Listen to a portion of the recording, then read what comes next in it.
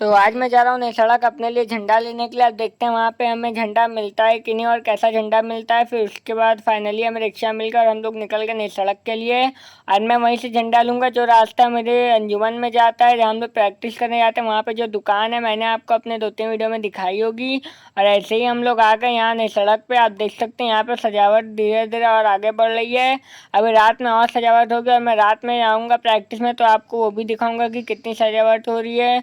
और फिर उसके बाद ऐसे ही व्यू लेते हुए हम लोग फाइनली वो वाली दुकान पे पहुंच गए।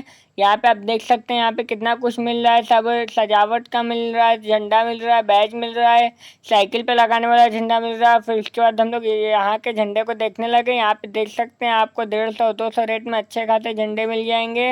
और आप देख सकते हैं यहाँ पे सबका रौला भी बना है, जैसे कि गौसे पाक का, ख्वाजा साहब का, सबका रौला भी बना है यहाँ पे। फिर उसके बाद मैंने झंडा देखा।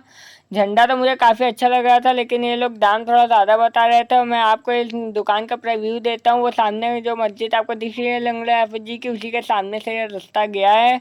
और फिर यहाँ से मैं झंडा देखने लगा। ये झंडा भी मुझे इतना खास पसंद नहीं आया। बात ये नहीं कि पसंद नहीं आया, रेट ज़्यादा था। झंडे को ऐसे नहीं बोलना चाहिए। और फिर उसके बाद हम लोग निकल गए खजूर मस्जिद के रास्ते से। बेनिया पे एक दुकान है, वहाँ से झंडा लेने के लिए।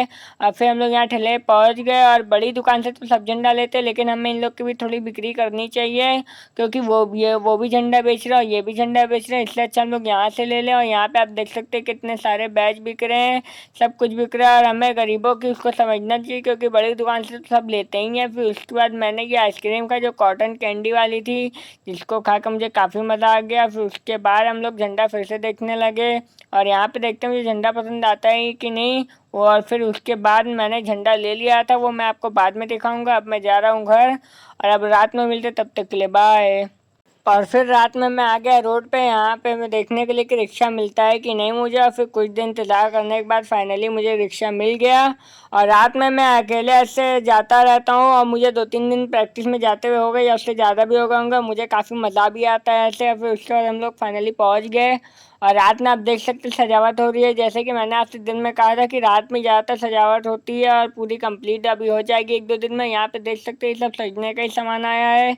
इस साल देखते हैं कैसी सजावट होती है। उसके बाद हम लोग आ गए अंजुमन के बैठके में।